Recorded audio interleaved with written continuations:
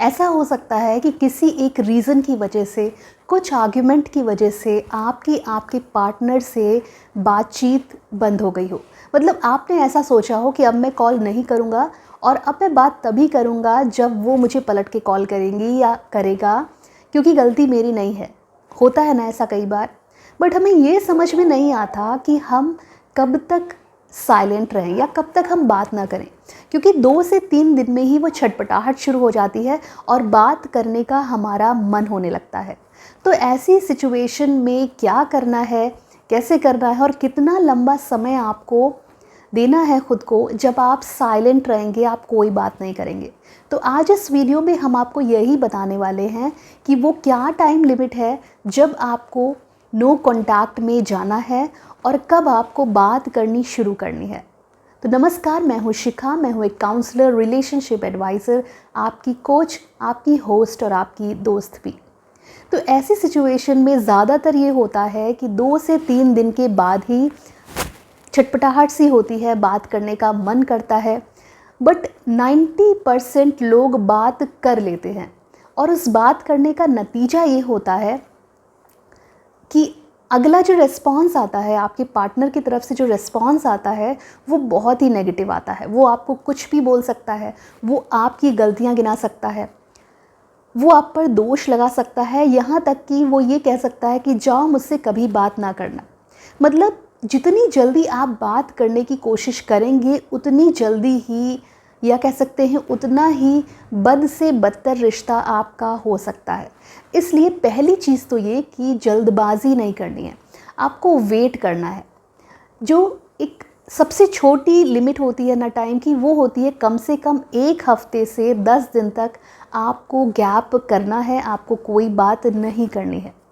अब इस दौरान ऐसा नहीं है कि आपका बात करने का मन नहीं होगा, बट अगर कुछ हासिल करना है, अगर अपनी रिस्पेक्ट मेंटेन रखनी है, अगर अपनी वैल्यू मेंटेन रखनी है, तो इतना तो करना पड़ेगा। नाउ ये ज़रूरी क्यों है, पहले तो ये जान लेते हैं कि ये जो गैप आपने दिया ये ज़रूरी क्यों है।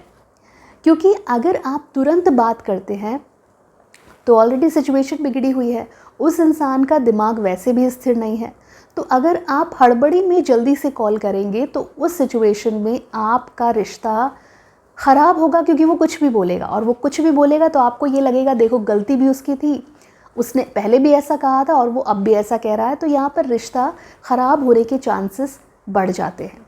वहीं पर जब आप हफ्ते या फिर 10 दिन का गैप देते हैं तो उस दौरान आपको भी समझने का और स्थिर होने का समय मिल जाता है, साथ ही साथ आपके पार्टनर को भी ये समझने का टाइम मिल जाता है कि आखिर ये जो आपने किया, ये जो हुआ, आखिर ये हुआ क्यों, या जो भी परिस्थिति आई उसके पीछे कितना ज़िम्मेदार वो है और कितनी ज़िम्मेदारी आपकी बनती है। ये उस सिचुएशन की बात है जहाँ पर आपका जो रिश्ता है वो अच्छा रहा है, जहाँ पे आपका पार्टनर आपको समझता है। ओके, तो ये बात हुई कि 10 दिन के बाद आपका पार्टनर है वो जब स्टेबल होगा तो शायद वो कॉल खुद करे। मैं शायद इसलिए कह रही हूँ क्योंकि 80% केसेस में कॉल आता है, बट बहुत बार ऐसे होता है कि अगला पार्टनर अपनी ईगो के चलते आपको कॉल नहीं करता है। अब जो सवाल उठता है वो ये उठता है, तो फिर हफ्ता हो गया, 10 दिन हो गए, तो क्या हम कब बात करें, कैसे बात करें, या हम क्या बात ही नहीं करेंगे। बहुत सारे लोग पूछते हैं कि मैम कब तक वेट करें। तो ऐसे तो बात ही नहीं करेंगे तो रिश्ता और कमज़ोर हो जाएगा। देखिए, रिश्ता कमज़ोर नहीं होगा अगर सही समय पर और सही तरीके की बात की जाए। क्योंकि जो सबसे बड़ा डर होता है वो ये होता है कि कहीं बात करने से हमारी वैल्यू कम तो नहीं हो जाएगी, ऐसा तो नहीं लगेगा कि हमारी गलती है। तो अगर बहुत लंबा समय हो जाता है तो उसके बाद अगर आप कॉल करते हैं, देखिए ये कॉन्ट्रडिक्शन हो सकता है जब हम नो कॉन्टैक्ट रूल की बात करते हैं। क्योंकि नो कॉन्टैक्ट रूल में हम कहते हैं कि आपको बात नहीं करनी है, बट इस सिचुएशन में हम क्या कह रहे हैं कि आप इनिशिएट कर सकते हैं। नाउ इनिशिएट कब कर सकते हैं, पहले ये समझते हैं। इनिशिएट आप बात तब कर सकते हैं, अपनी तरफ से पहल आप तब कर सकते हैं जब आपको ये लगे कि मुझे अब बात करनी चाहिए और आप श्योर हो कि आपको बात क्या करनी है। मतलब आप कहीं पुरानी बातें तो नहीं कुरोदने वाले हैं, या आप ये माइंडसेट लेके चल रहे हैं कि मैं ये सब बातें कह के या अपनी गलती मान के या जो कुछ भी मैं उसको समझा लूँगा। अगर आप में वो छटपटाहट है बात करने की तो आप एक ट्राई कर सकते हैं, हफ्ता 10 दिन के बाद में ज़रूर कर सकते हैं, कोई प्रॉब्लम नहीं है। बट इस सिचुएशन में भी ये हो सकता है, क्योंकि अगर पार्टनर में ईगो ज़्यादा है तो इस सिचुएशन में भी ये हो सकता है कि आपको जो रिस्पॉन्स मिले वो बड़ा ही उल्टा सीधा मिले। मतलब हो सकता है कि पार्टनर आपसे ये कहे कि मुझे बात तुमसे करनी नहीं है, तुम क्यों पीछे पड़े हो, तुम क्यों बार बार मुझे कॉल कर रहे हो। वो ऐसा भी तो कह सकता है, बिल्कुल कह सकता है। अब ये भी समझते हैं कि पार्टनर ऐसा क्यों कहेगा। एक सिचुएशन इमेजिन करते हैं। मान लीजिए कि मैं गर्लफ्रेंड हूँ और मुझे कॉल आई है और ये 10 दिन का गैप हो गया है। तो उस समय उस 10 दिन में, हफ्ते भर में मेरे दिमाग में क्या चल रहा होगा। गर्लफ्रेंड के दिमाग में ज़्यादातर ये चलता है कि देखो वो मुझे कॉल नहीं कर रहा, ईगो तो देखो, वो मुझे कॉल कर नहीं सकता है क्या। मतलब उस 10 दिन में उसका मन भी शांत नहीं है। ऐसा नहीं है कि वो शांत है, स्थिर है, हैप्पी है, वो भी हैप्पी नहीं है आपके बिना। बट जैसे ही 10 दिन बाद कॉल आपकी जाती है तो उसका ये रिएक्शन क्यों होता है कि क्यों मेरे पीछे पड़े हो, मैं तुमसे बात नहीं करना चाहती। उस समय जब आपकी कॉल आती है तो उनके माइंड में ये चलता है, देखा मैंने कहा था ना इसकी कॉल आएगी, ये मेरे बिना रह ही नहीं सकता। और इसी एक कॉल ने उनके अंदर का ईगो जगा दिया। उनको ये लगने लगा कि देखो 10 दिन हुए नहीं कि इनकी कॉल फिर से स्टार्ट हो गई, ये मेरे बिना रह ही नहीं सकता। इस ईगो के बिल्ड होते ही आपका पार्टनर आपसे कहता है, कॉल उठा करके आपसे कहता है कि मुझे तुमसे बात नहीं करनी है, तुम क्यों मेरे पीछे पड़े हो, तुम्हारी गलती थी, तुम्हें ऐसे बात नहीं करनी चाहिए थी, मुझे तुमसे बात नहीं करनी, मुझे तुमसे कोई रिश्ता नहीं रखना है। वो ऐसा इसलिए कह रहा है क्योंकि आपने 10 दिन बाद पहल कर ली है। ना ऐसी सिचुएशन में क्या करना है, आप पहल करके आपने कोई गलत काम नहीं किया है। 10 दिन आपने वेट किया है और आपने एक नॉर्मल इंसान की तरह ये सोचा कि शायद उसका माइंड स्टेबल हो गया हो, बट नहीं हुआ। ओके, इस सिचुएशन में आपको क्या करना है कि बहुत ही नॉर्मली ये कहना है कि मैं ये डिज़र्व नहीं करता था या मैं ये डिज़र्व नहीं करती थी। आपको कॉल डिस्कनेक्ट करना है और एक डिस्टेंस फिर से क्रिएट करना है ना। सवाल ये है कि क्या ये कॉल करते ही उस पार्टनर की वैल्यू कम हो गई, तभी आपकी गर्लफ्रेंड ने ऐसा कहा या आपके बॉयफ्रेंड ने आपको इस तरीके से झाड़ करके फेंक दिया और आपसे अच्छे से बात नहीं करी, बहुत नेगेटिविटी दिखाई। ऐसा नहीं है कि आपकी वैल्यू कम हो गई। अगर एक अंतराल के बाद आप कॉल करते हैं तो आपकी वैल्यू कम नहीं होती, तब तक नहीं होती जब तक आप पीछे नहीं पड़ते। अगर इस कॉल के बाद आपने बहुत ही साइलेंटली कॉल को डिस्कनेक्ट कर दिया और फिर कोई कॉल नहीं करी, इस केस में आपकी वैल्यू कम नहीं हुई, बस उसके अंदर का ईगो जागा था। अब आपको दूसरी पहल नहीं करनी है। मतलब सेकंड कॉल आपकी तरफ से नहीं जानी चाहिए। सेकंड कॉल आपको वेट करना है, कम से कम 25 डेज़ का आपको वेट करना रहता है। और अगर आपका रिश्ता अच्छा चला है, आप में बॉन्डिंग अच्छी रही है, तो आपका पार्टनर आपको कॉल ज़रूर करता है।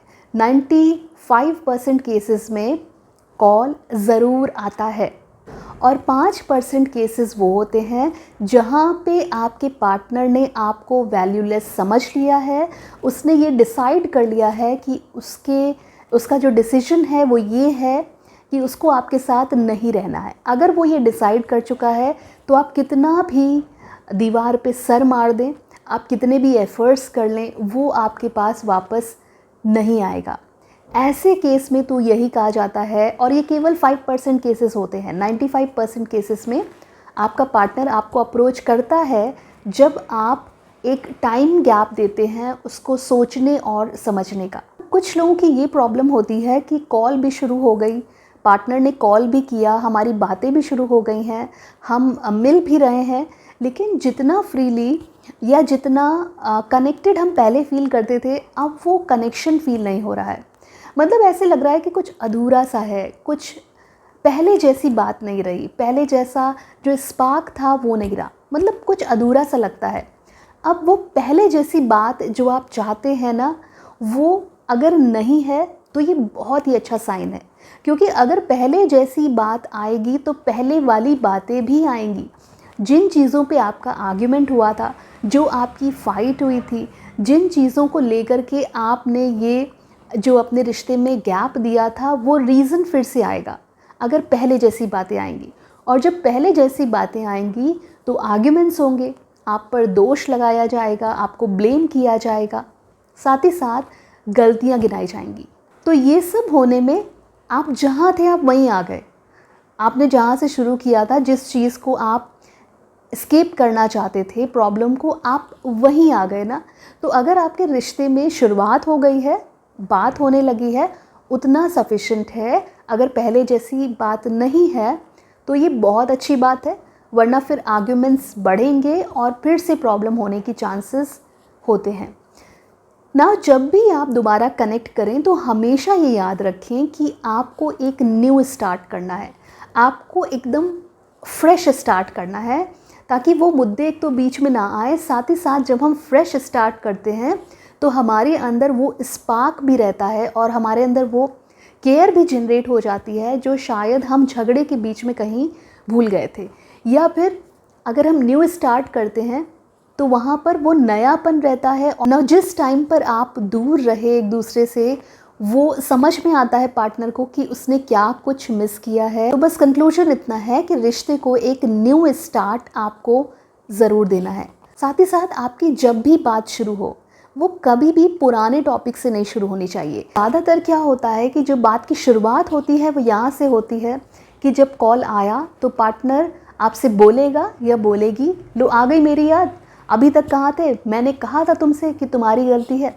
मतलब वही सारी बातें आप करना स्टार्ट कर देते हैं फ़ोन पर कि देखो मैंने कॉल नहीं किया तो तुम कॉल नहीं कर सकते थे, या तुम कॉल नहीं कर सकती थी, इतनी भी वैल्यू नहीं है मेरी। तो ये जो आपने शुरू किया ना, ये पुरानी चीज़ लेकर के जैसे ही आप कॉल्स के अंदर आए, वैसे ही चीज़ें फिर से डैमेज होना शुरू हो जाती हैं। तो ध्यान रखिए कि आप जो बात कर रहे हैं वो बात क्या है, और साथ ही साथ में आपको किस तरीके से न्यू स्टार्ट करना है।